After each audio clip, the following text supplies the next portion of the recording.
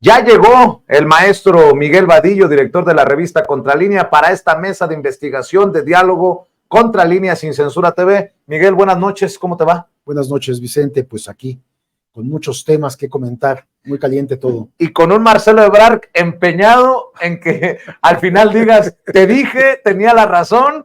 Hoy Marcelo Ebrard lleva su inconformidad ya al Tribunal Electoral del Poder Judicial de la Federación, con lo que muchos consideramos da el paso al abismo. Al rompimiento total. Ya no hay forma de que regrese. No hay vuelta para atrás. Sí, a ver, la planeación de Marcelo desde un principio era ganar la encuesta. Por supuesto, sabía que tenía todo adverso. Las encuestas previas hechas por empresas junto con medios de comunicación daban un resultado negativo para Marcelo. En aquel entonces, esas encuestas daban un dígito, 8, 9, 10%. Total, terminó un margen mucho más amplio, 14 puntos, un triunfo de Claudia Sheinbaum. Pero Marcelo ya había planeado todo esto con su equipo y ellos ya habían previsto que iban a ir por Movimiento Ciudadano, y de hecho Marcelo ha estado dando señales permanentes desde aquel momento, de hace 3, 4 meses, de que él iba a estar en la boleta presidencial, con o sin Morena. Entonces, ante tantos avisos, alertas y ya algo planeado, él había platicado ya con la dirigencia de Movimiento Ciudadano, concretamente con Dante Delgado, es el dueño de este partido político, y solo faltaba pues que él abiertamente lo acepte. Lo había contenido mucho la posición del presidente, que prácticamente el presidente lo ha ido orillando a que no se vaya, porque se va a ver como un traidor, como un falto a su palabra, de que voy a mantenerme y voy a aceptar la derrota, lo cual no ha hecho. Fue una vez el resultado que es adverso en la encuesta, en las encuestas internas, resulta que él no las acepta, empieza a hablar de fraude, empieza a hablar de piso disparejo, empieza a hablar de todo lo que ya sabemos. Lo que significa es de que él no estaba dispuesto a que Claudia le ganara esa contienda.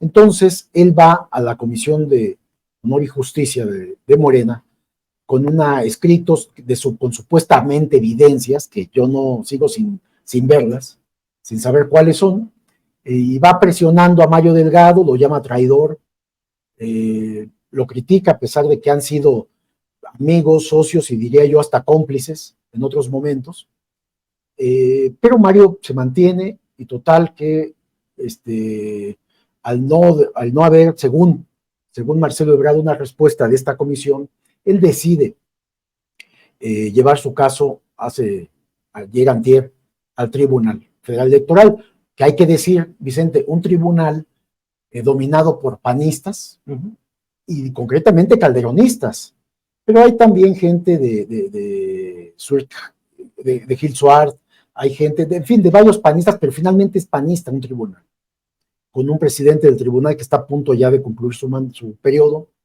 de salir, y también la está midiendo, porque ¿qué van a hacer con esta queja en el tribunal? ¿Se van a atrever a decir que el triunfo de Claudia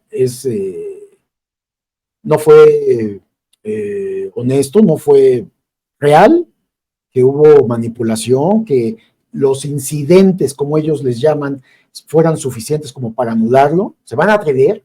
Yo creo que no, Vicente. Yo creo que no, porque tendrían que anular la candidatura de Xochitl también. Sin embargo, vamos a ver qué sucede, hay que esperar, pero yo creo que no. Entonces, ante esa situación, a Marcelo solamente le queda ya un paso, porque prácticamente ya tiene los 2 pies fuera de Morena, aunque no haya renunciado todavía. Ya la base de Morena, si observamos las redes sociales y las declaraciones, pues prácticamente están pidiendo su expulsión. Ya no que él renuncie, sino expulsarlo por lo que está haciendo. De hecho, aliados, amigos de él, como el propio Ricardo Monreal, sí, pues claro, se han distanciado, ¿no? Ha faltado a su palabra, se ha puesto en un papel de traidor, Marcelo Ebrard, y velar solo por sus propios intereses políticos, intereses personales, sobre los intereses sociales, que es lo que persigue esta coalición de Morena y otros aliados.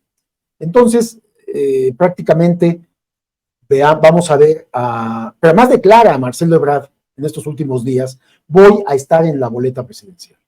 La única forma es, ya no puede ir independiente, ya se acabó el plazo.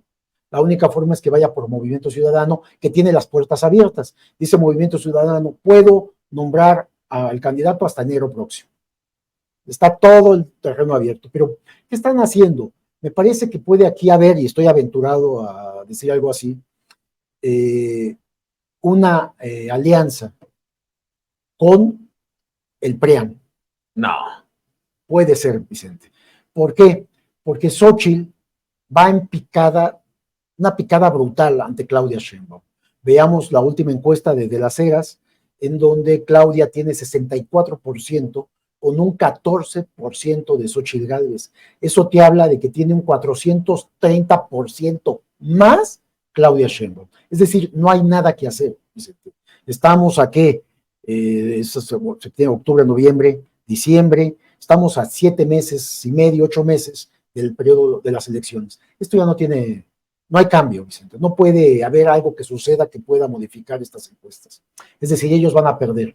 Entonces, el grupo empresarial, que es encabezado por Claudio X González y otros grupos de ultraderecha radicales, junto con los mismos líderes de los partidos de oposición, están viendo que Xóchitl fue un fracaso. Es un fracaso por todas las corruptelas, abusos y ilicitudes que ha cometido, como pues lo último es el famoso título que se lo va a retirar la UNAM. La UNAM no puede mantenerla, y ella, adelantando eso, dijo, bueno, pues entiendo que me pueden quitar el título y me lo pueden quitar, yo respeto lo que diga y presento otra tesis. Es decir, ya quiso salir al paso y brincar ese obstáculo. No es brincarlo. Ahí hay una clara plagio, que es una ilegalidad a la máxima institución, que es la Universidad Nacional.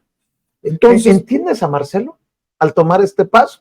Sí lo entiendo, porque él está desde un principio y desde siempre, te diría yo, a favor de sus propios intereses. Marcelo, lo ha dicho el presidente ha calificado a muchos como vulgares ambiciosos. Eso es Marcelo, un vulgar ambicioso, que ve y vela por sus propios intereses, tanto políticos como económicos. No le interesa el país, no le interesan las y los mexicanos, no le interesa la sociedad, no le interesa la transformación. Eso es lo que yo estoy observando de Marcelo. Entonces no me sorprende lo más mínimo. Hablábamos aquí en esta mesa contigo, contra línea y sin censura, hablábamos de este tema y yo dije, y siempre lo he sostenido, Marcelo se va a ir por Movimiento Ciudadano porque ya lo hablaron, ya lo acordaron. Entonces va la ruta perfecta para hacer eso. Acá el punto es si se va a aliar o va a aceptar Movimiento Ciudadano aliarse con esta coalición PAN-PRI, PRD. Si es tan perversa la ruta que ha elegido Marcelo Ebrard, yo te pregunto, Miguel, ¿y no terminaría, si es que va por Movimiento Ciudadano, no terminaría ayudando a Morena PT Verde y desbancando hasta un tercer lugar, por supuesto, al PRIAN? Por supuesto, esto significa el proceso, pero ¿tú crees que eso le preocupa a Marcelo, a Movimiento Ciudadano? Ellos lo que quieren es ser la segunda fuerza política de este país. ¿Y sabes por qué? Por lo que significan ingresos, lo que significan las partidas presupuestales que le van a otorgar, que le otorgan a los partidos políticos, dado su nivel de votación, de aceptación popular que tengan.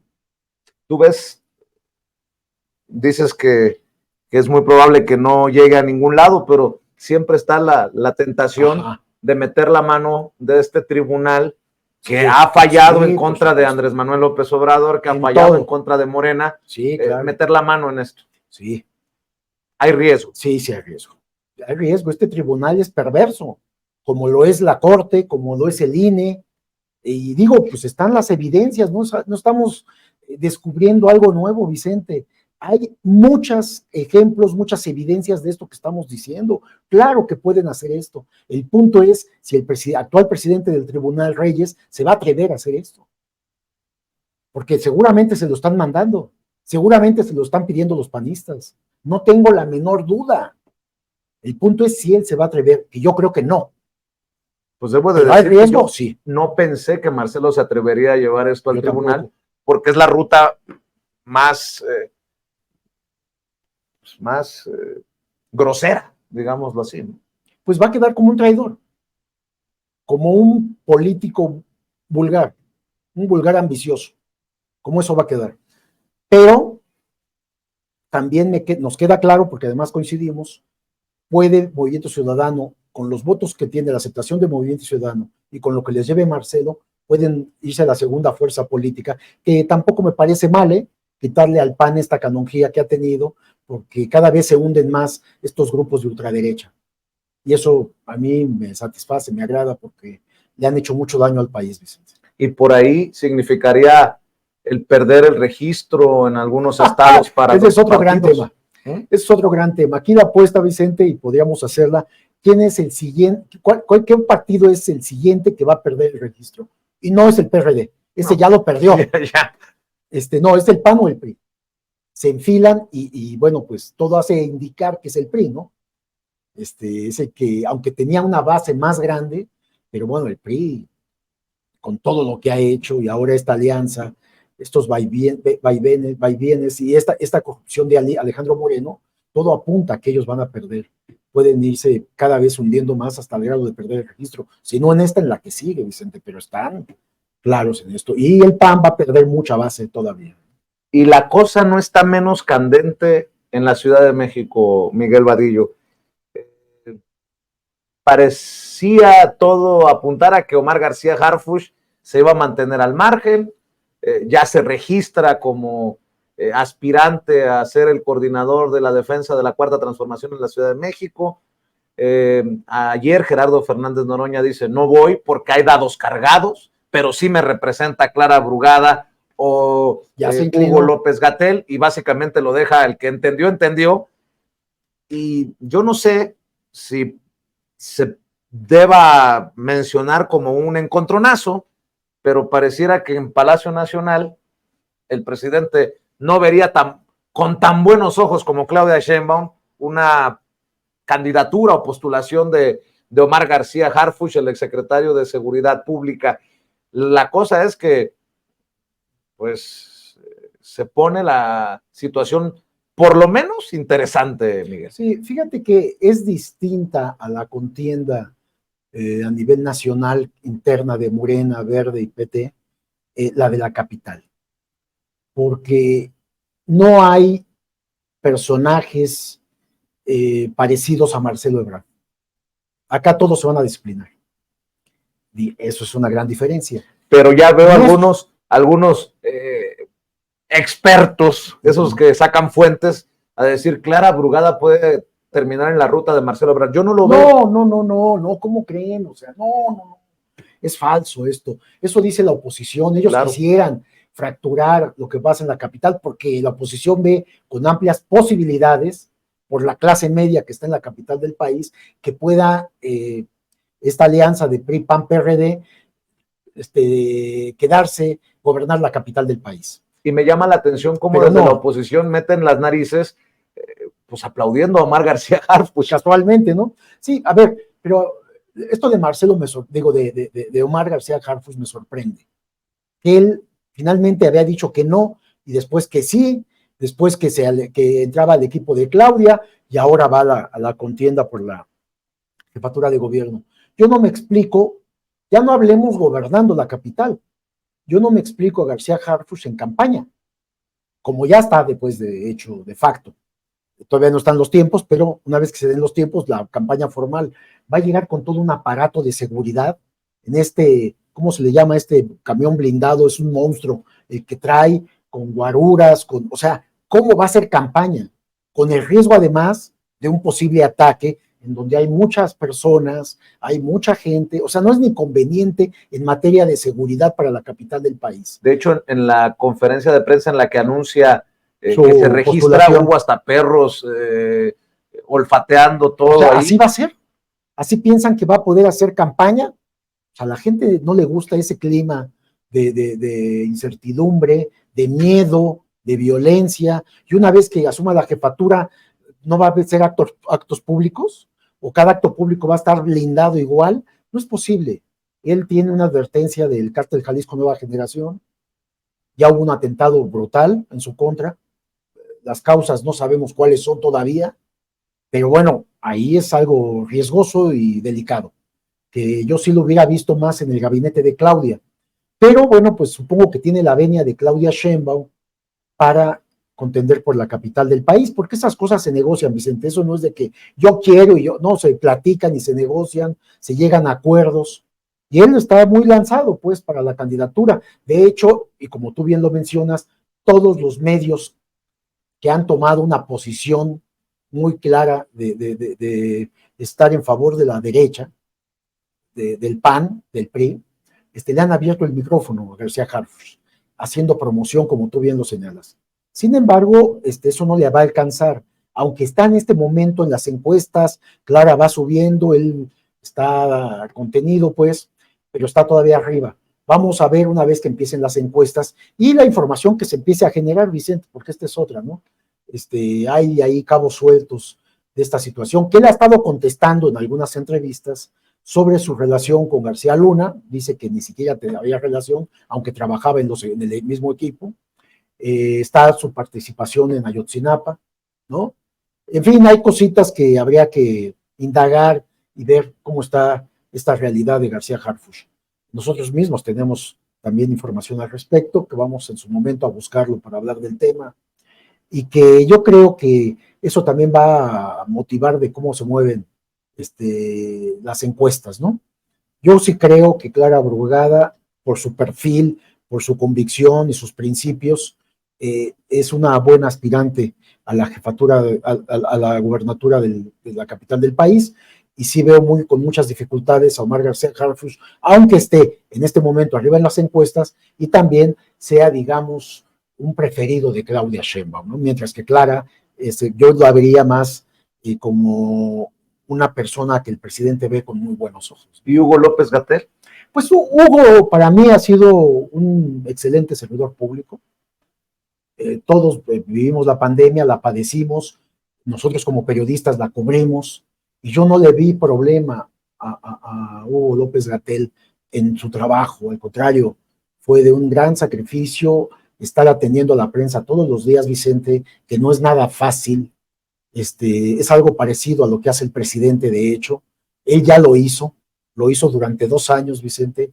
Es decir, algo que ni siquiera la propia ex jefa de gobierno, Claudia Sheinbaum, hacía, en donde permanecer conferencias de prensa todos los días, con preguntas abiertas, sin que estén preparadas y arregladas.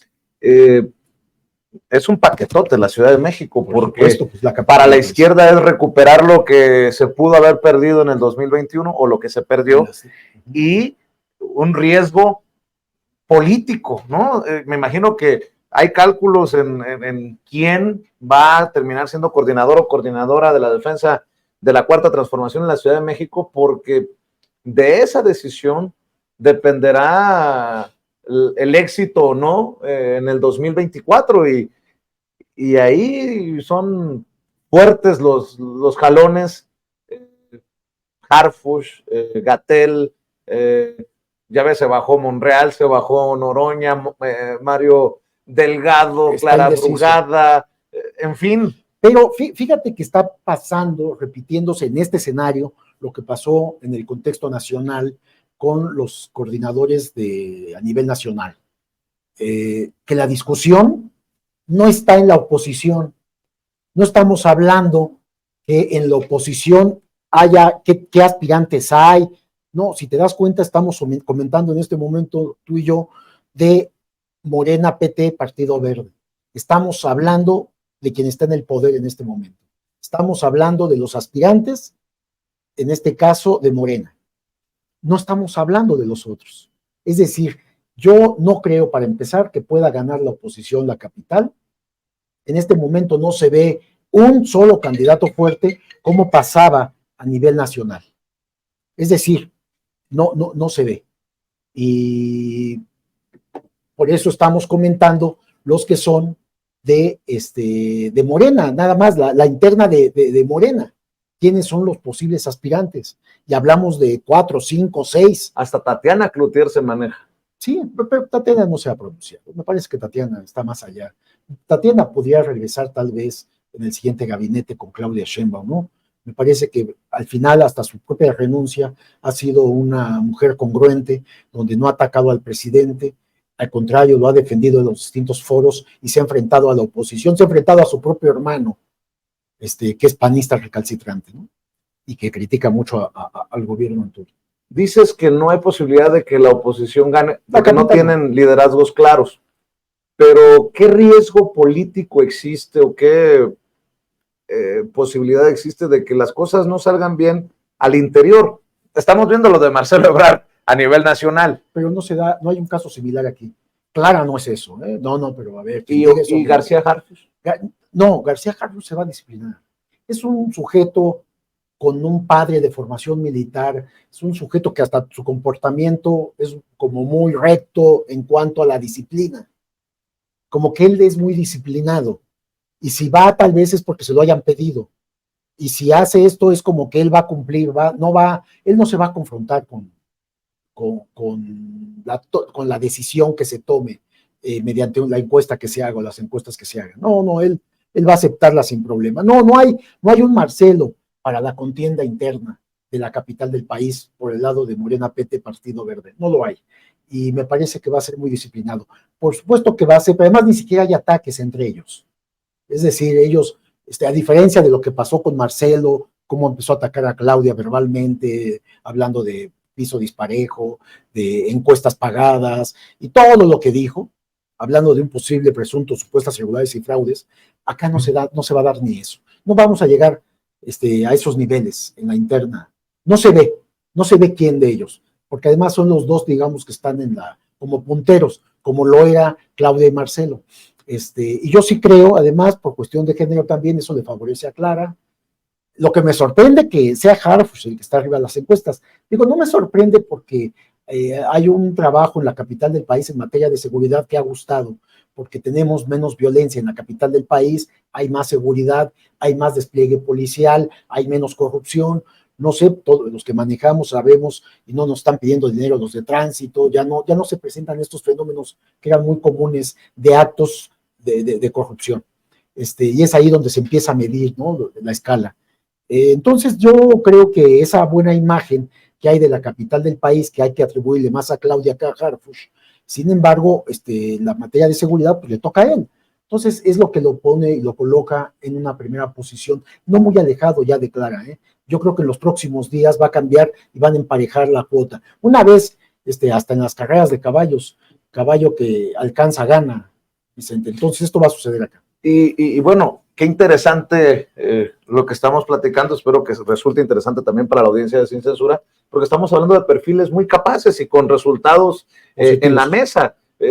Omar García Harfuch ha tenido buenos resultados, Clara Brugada ha tenido buenos resultados. Pues, ni más ni menos que una delegación, una alcaldía sumamente complicada, violenta además.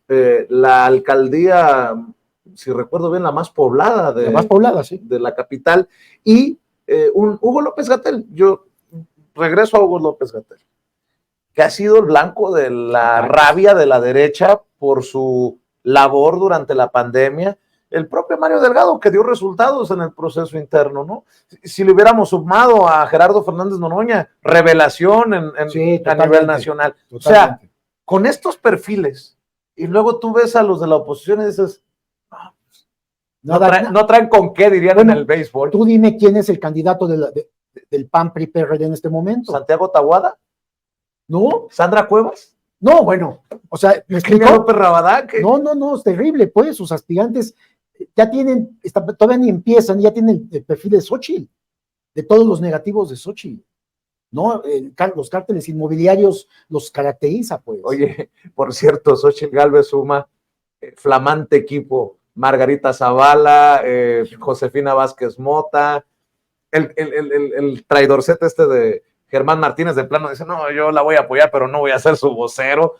No, es que no tienen con qué. Fíjate, y tú mencionabas algo de Gatell, yo te voy a comentar algo ahí, antes de pasar al tema de Xochitl.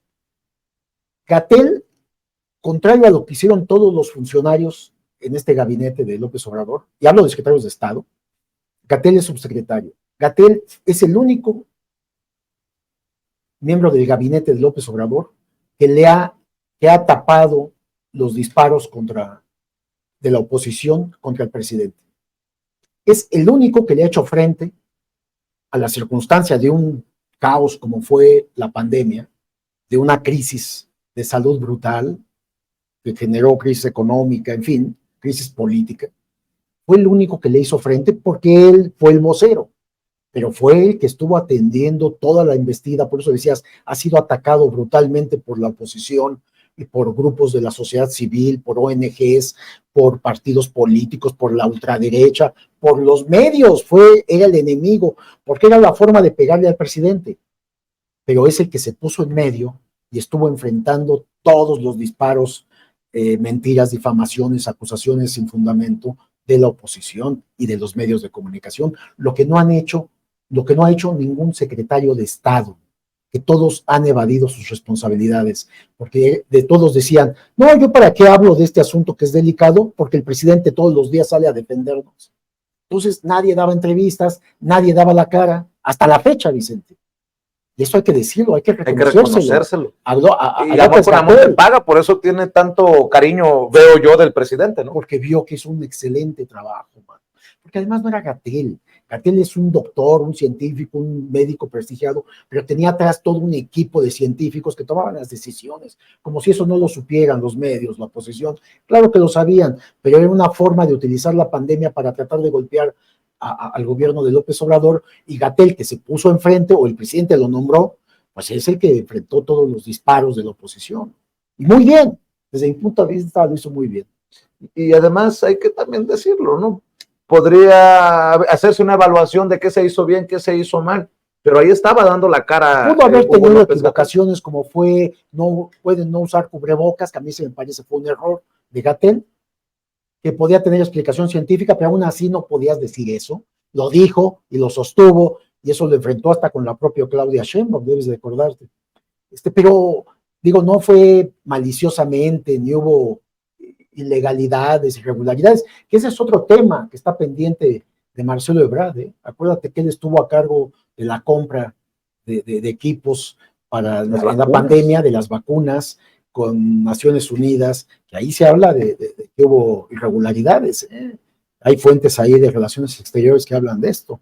En su momento vamos a ver trabajar el tema, por supuesto. En el gabinete hay algunos que ya de plano presentaron sus renuncias. Sí. En Guanajuato, en donde incluso hasta los panistas ven que pueden perder su bastión,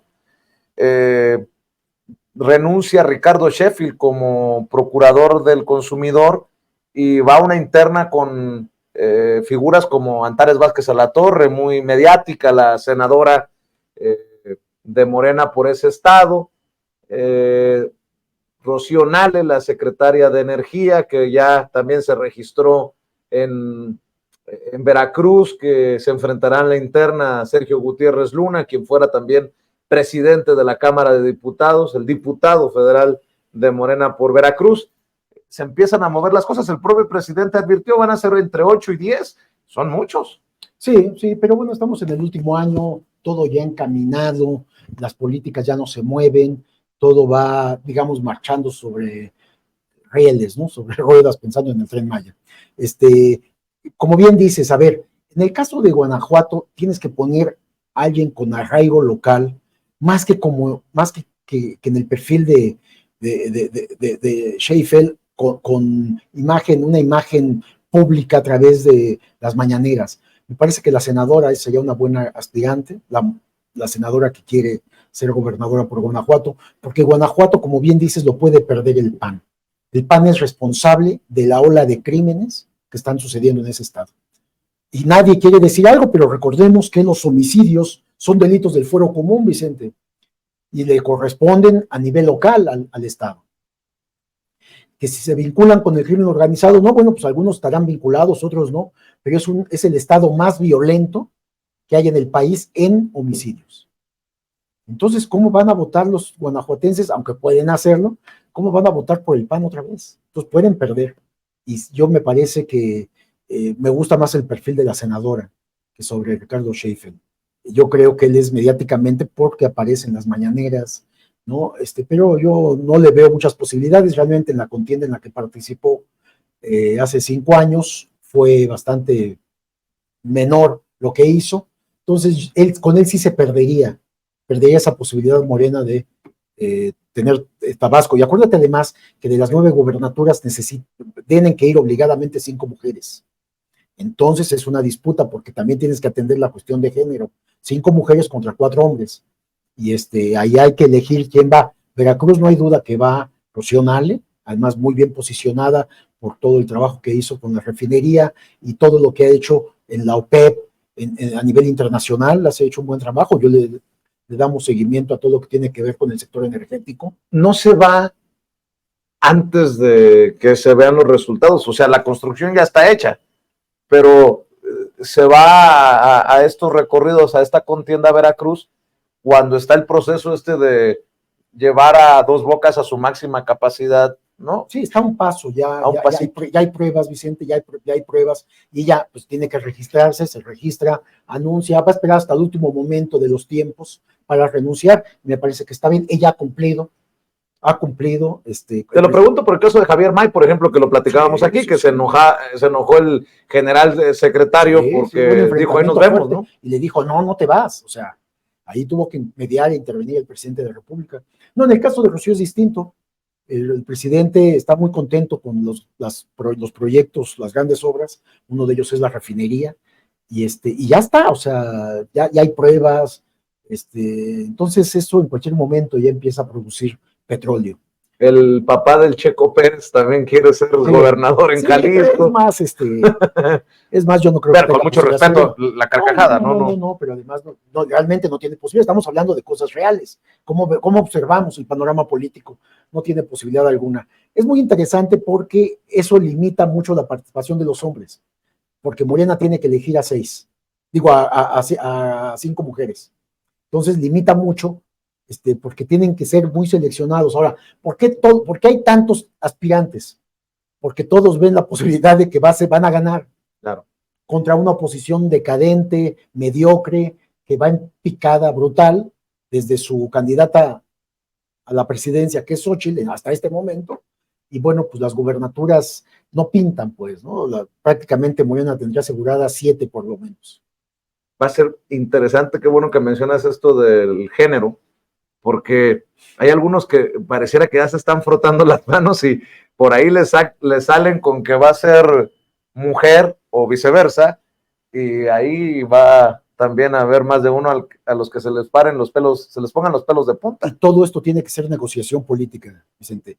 Realmente la gente puede no imaginarse que cualquiera va y se apunta y no, tienen que platicar, tienen que hablar con la dirigencia, tienen que hablar inclusive hasta con la candidata a la presidencia por Morena, que es Claudia. O sea, tienen que hacer alianza para ver si están en posibilidades de competir, si hay aceptación, tienen que sentarse a negociar, y si no, pues bueno, son políticos y buscarán otros cargos, ya sea en el propio gabinete a nivel federal o en el gabinete local o en sus estados o en los congresos. O sea, son muchos puestos públicos, Vicente. Entonces, siempre hay forma de negociar y darles, como se hizo con los 5 aspirantes hombres que perdieron, en el caso ante Claudia Sheinbaum, ¿no? Con todo se ha negociado para ver cómo ellos y sus equipos resultan beneficiados al final con cargos públicos. Así se hace, o sea, esto no estoy hablando de algo que sea negativo. Normalmente haces equipo de trabajo con quien tienes confianza, con quien sea honesto, con quien te asegure que va a ser un buen funcionario público. Y es necesario hacer esto. Entonces las negociaciones están a todo lo que dan porque son demasiados cargos públicos. Va a ser muy interesante 2 contiendas hoy que pongo sobre la mesa, porque todas son, de alguna manera tienen sus detalles, ¿no? Sí. Por ejemplo, en Chiapas está Eduardo Ramírez, quien fuera presidente del Senado de la República o de la Jucopo, ya no me acuerdo, pero el senador Ramírez de Morena, pero con pasado verde, cercano a los Velasco, al Güero Velasco. Con una gran fuerza el Partido Verde en ese estado, ¿no? Y a ver qué pasa, si es hombre, si es mujer, porque ahí está Sacil de León, que es una senadora del PES, cercana a Morena, creo que es de las bien vistas también por el presidente Andrés Manuel López Obrador.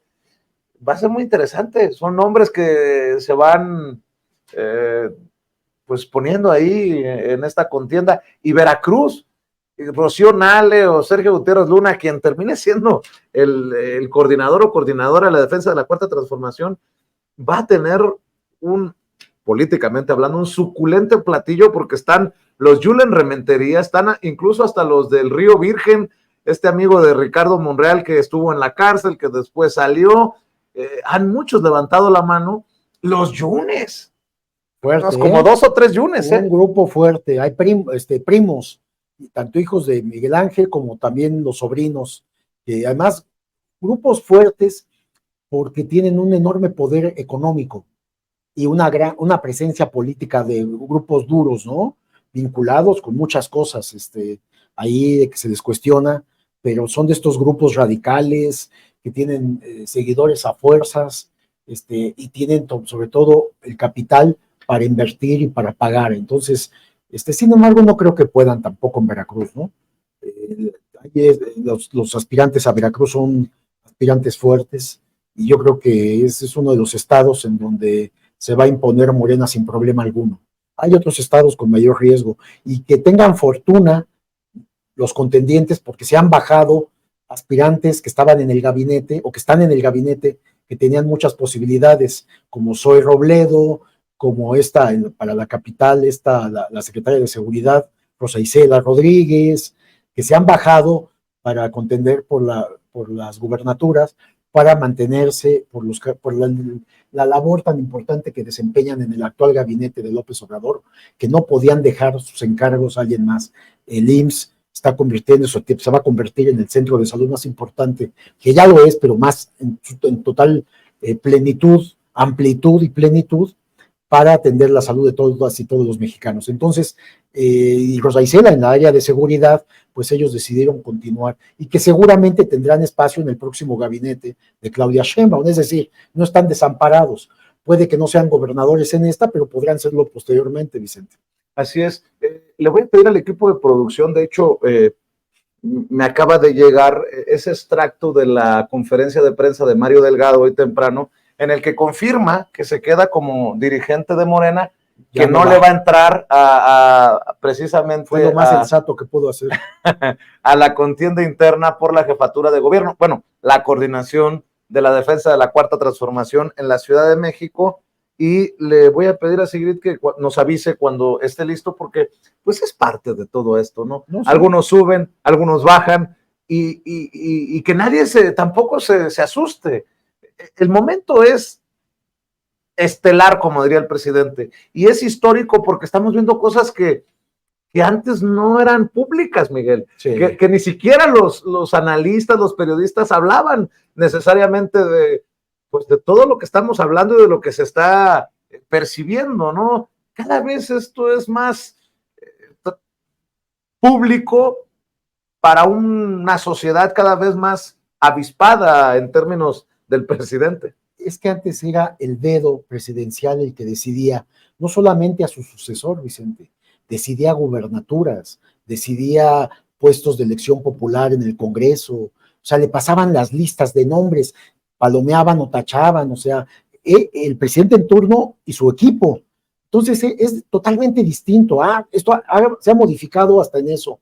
Mira, esta contienda en el caso de Morena, Partido Verde, PT, pues vimos, por ejemplo, que se fueron a la encuesta, se les permitió, en el caso de Marcelo Ebrard, todo lo que se le ocurriera se le aceptó, se le permitió, ¿no? Hasta poner a su propia empresa encuestadora que no había quedado, y la cual le dijo, sí perdiste, en fin, todos los caprichos, o sea, fue tan abierto el proceso, y además se culminó con las 5 encuestas, la de el propio comité de Morena, como otras 4 encuestadoras espejo que le llaman, mientras que la oposición, que habían dicho que iban a hacer una encuesta, igual que Morena, PT, Partido Verde, lo hicieron al revés.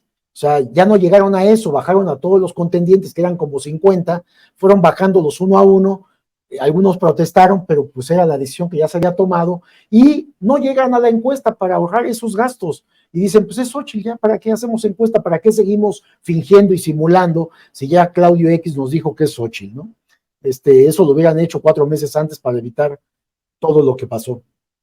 Y es Xóchitl, es un verdadero fracaso. Entonces, vemos... Lo que confirma esto de la candidata desinflada o la aspirante desinflada, de acuerdo a De las Heras, esta última encuesta, en la que Claudia Sheinbaum le saca más de 50 puntos porcentuales de ventaja en la intención del voto, confirma que el presidente es un ajedrecista y que es muy cabrón. O sea, el presidente la subió y se desinfló. La sacó porque era una contendiente importante para la Ciudad de México. La saca de la Ciudad de México. Digamos que era la más importante de la Ciudad de México. La lleva a un panorama nacional y no le alcanza. Y se cae. O sea, el presidente. No, sí, ¿no? Les quitó a la contendiente que hubiera podido competir, no digamos que ganar, pero al menos competir con mejor resultado en la capital del país. Ella quería la capital del país. Le dijeron, no vas por la capital, vas a la presidencial. Y ella dijo, encantada. Pues sí, pero un grave error porque no tenía con qué. Y el presidente se dijo, debe de ser Xóchitl. Ahí van y ponen a Xóchitl. O sea, como bien dices, es un juego de ajedrez político muy fino en donde les lleva mucha ventaja. Y creo que el presidente también va a ver con buenos ojos cómo Mario Delgado se disciplina y se queda a, entre comillas, terminar el encargo, ¿no? Que es ser presidente de Morena, al menos por el momento. Porque lo ha hecho bien. Pues sí. No podemos decir lo contrario. Realmente se comportó en la selección, en las encuestas, para elegir, en este caso que ganó Claudia Sheinbaum, se comportó y se mantuvo. No hizo ninguna tropelía en favor de Marcelo, que ha sido su socio y su amigo toda la vida. Vamos a ver y escuchar lo que dijo Mario Delgado temprano en conferencia de prensa. He aprendido que no hay satisfacción más grande en la vida que poner en sincronía nuestras ideas con nuestros sentimientos y con nuestras acciones. Dirigir a Morena en estos tiempos estelares de la historia nacional es el mayor honor y responsabilidad posible. Un verdadero dirigente siempre debe anteponer el proyecto al cual se sirve sobre cualquier interés personal. Se lucha por causas, no por puestos. Entre competir por la ciudad y ganar el país con Morena, prefiero lo segundo, porque lograremos que el legado humanista de Andrés Manuel López Obrador en favor de los más humildes trascienda a las siguientes generaciones. No les voy a fallar, amor con amor se paga. Estoy absuelto. Muy interesante el mensaje, amor con amor se paga, no les voy a fallar. Entre competir por la ciudad y ganar el país con Morena, prefiero lo segundo, porque es como trascenderá este legado humanista de Andrés Manuel López Obrador. Bueno, pues Mario Delgado creo que también le cumple al presidente, que en su momento lo respaldó en este proceso interno, que estoy casi seguro que Mario Delgado lo asume como su mayor reto político en su carrera, querido Miguel. Sí, porque además para Mario Delgado no le quedaba además de otra. Tenía los ojos puestos de toda la población, de todos los miembros de Morena, del propio presidente de la República, de Claudia Sheinbaum y los otros candidatos. Es decir, él tenía que actuar transparente y de manera honesta. Más allá de la relación que haya siempre estado supeditado a Marcelo Ebrard en cargos públicos, que fuera quien le manejara los recursos en la jefatura de gobierno, fuera amigo y socio inclusive de Marcelo Ebrard, pero aquí tendría que comportarse y lo hizo a la altura. Entonces están contentos con él y le dicen puedes permanecer en el cargo, y eso también le da a Mario Delgado una confianza para continuar en el partido, y todos además, están contentos con él. Y además, salvo Marcelo. Y además la edad le da para seguir construyendo. Tener en su currículum como presidente nacional de Morena, ganamos, no sé, si le dan los números, casi 29, 30 estados. Casi la totalidad del país. Imagínate, o sea, esa será su carta de presentación en su carrera política de ahora en adelante. Hay otra declaración muy interesante de Mario Delgado, adelante. Aspirantes a las coordinaciones de defensa de la transformación en las 9 entidades que van a elección el año que entra. A las 12:30 del día de hoy, porque saben que cierra hoy a medianoche, llevamos 187 aspirantes registrados. En Chiapas tenemos al momento registrados 17 hombres y 7 mujeres. En la Ciudad de México, 3 mujeres, 11 hombres. En Guanajuato, 4 hombres, 4 mujeres. En Jalisco, 26 mujeres y 16 hombres. En Morelos, 10 mujeres, 12 hombres. En Puebla, 8 mujeres, 13 hombres. En Tabasco, 2 mujeres, 13 hombres. En Veracruz, 4 mujeres, 18 hombres. Y en Yucatán, 7 mujeres y 11 hombres. Es decir, llevamos registrados al momento, a las 12:30, hace una hora, 71 mujeres y 115 hombres. ¿Qué va a pasar el día de mañana? Bueno, hoy a las 12 de la noche cierra el registro. A las 12 de la noche cierra el registro, pero ya van cerca de 200 aspirantes registrados para la coordinación de la defensa de la Cuarta Transformación, dice Mario, en los 9 estados que tendrán elecciones. ¿Hoy termina? Hoy termina a las 12 de la noche, Miguel, pero de llamar la atención la gran cantidad de aspirantes, ¿no? 115 hombres, 71 mujeres, más o menos por ahí. Ajá. De lo que acabamos de escuchar, y sí. Nosotros aquí en la mesa queriendo medio arreglar el mundo, pero es que son muchos intereses. Estamos hablando de más de 180 aspirantes. Es titánico también esto. Pues me parece hasta normal, Vicente, porque ven la fuerza de Morena. Exacto. La fuerza del presidente principalmente. Y es la última oportunidad de que el factor AMLO les llene de bendiciones, ¿no? Podemos decirles, tranquilos, va a continuar esto el próximo sexenio con Claudia. Porque sí, no hay la menor duda de que toda esta fuerza política que representa López Obrador, toda esta aceptación social, todos las mexicanas y los mexicanos que están apoyando la transformación porque ven el avance que se ha tenido en el país, un avance muy importante en cualquier rubro, todo eso va a continuar, Vicente. Ya hay una presión social para que esto no se detenga. Y eso es lo más importante. Por eso López Obrador aparecía ahí hablábamos la vez pasada, en este grupo de investigación de Estados Unidos, con sede en Nueva York, el PIB, que le daba un 82% de aceptación, algo brutal en el quinto año de gobierno.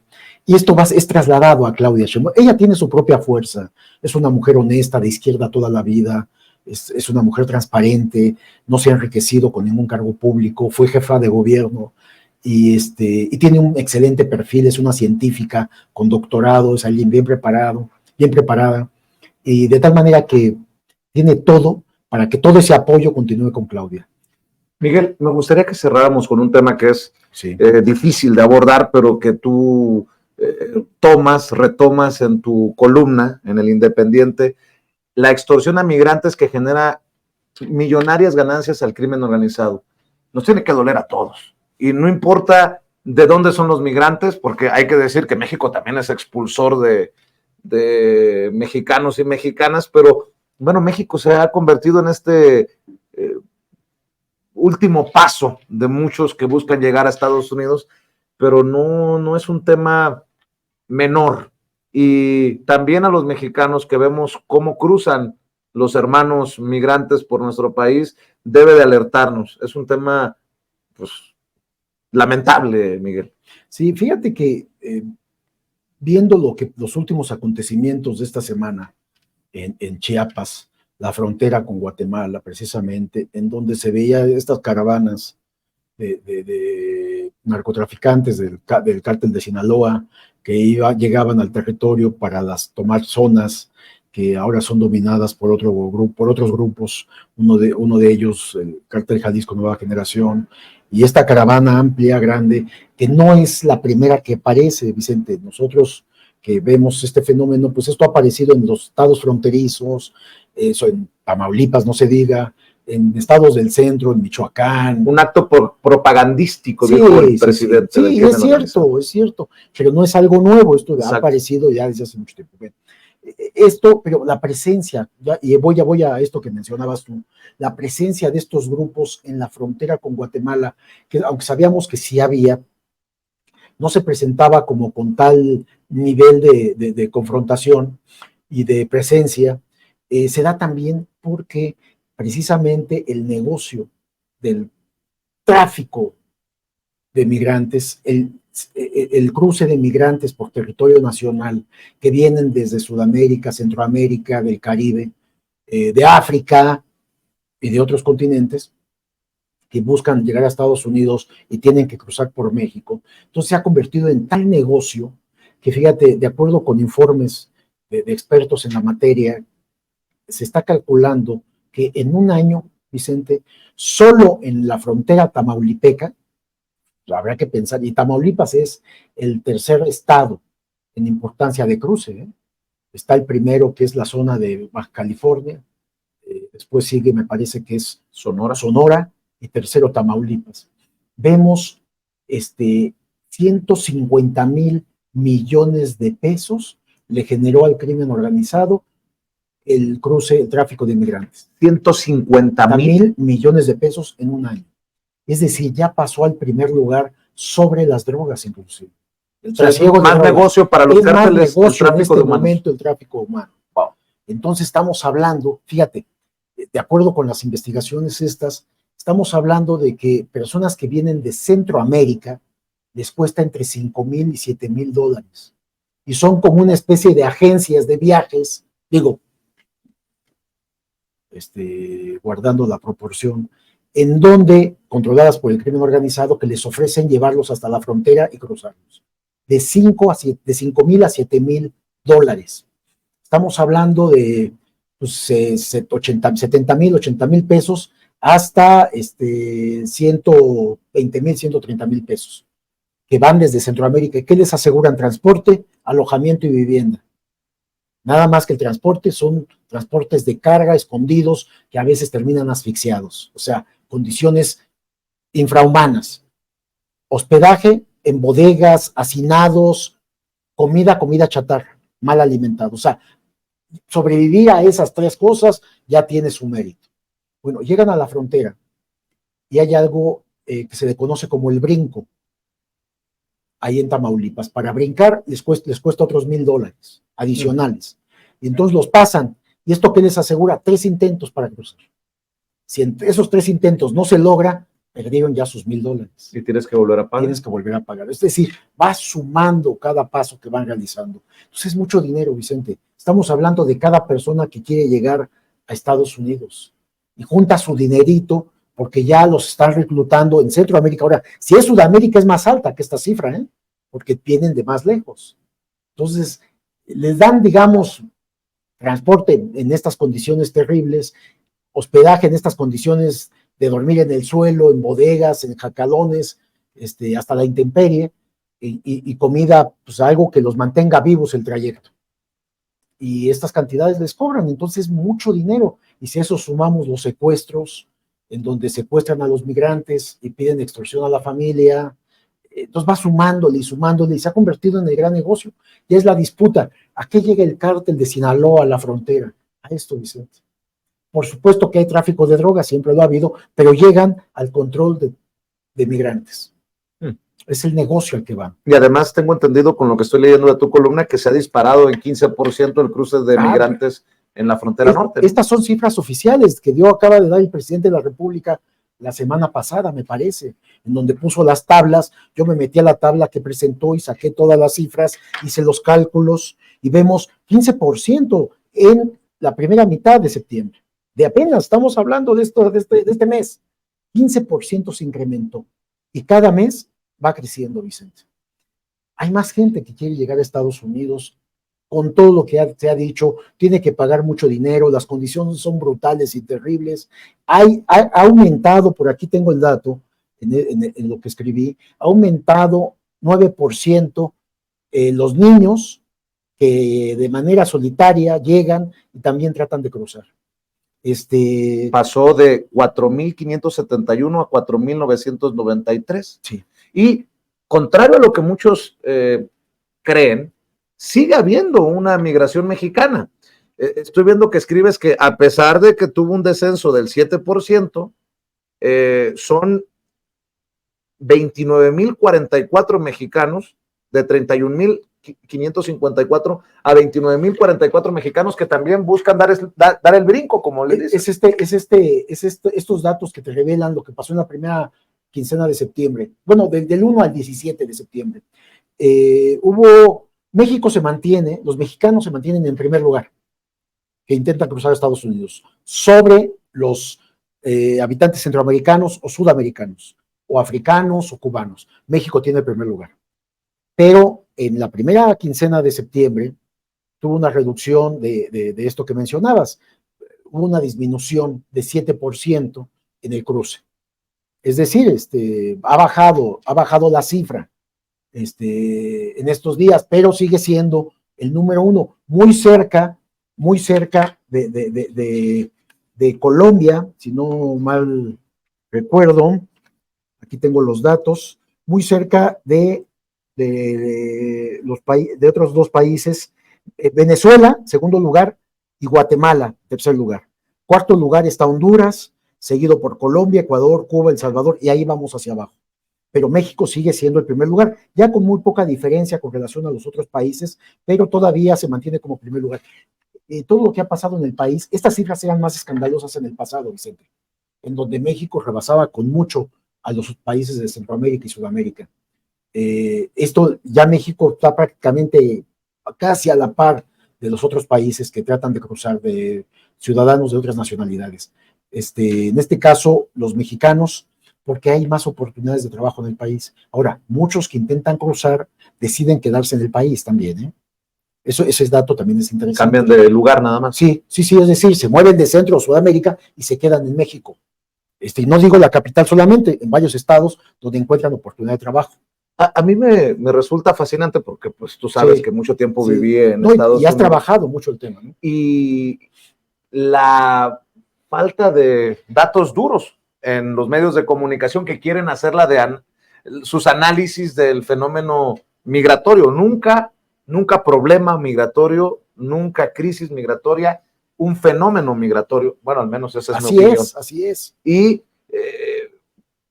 poco ayudan a que la ciudadanía, cuando hacen estos análisis muy simplones, llegue a entender por qué los migrantes, habrá sus casos, pero no son los generadores de violencia o no son los violentos, son precisamente estos grupos del crimen organizado que se están beneficiando de este gran negocio que significa. Y me llama mucho la atención cómo cierras la columna, Miguel, y debo de reconocerlo.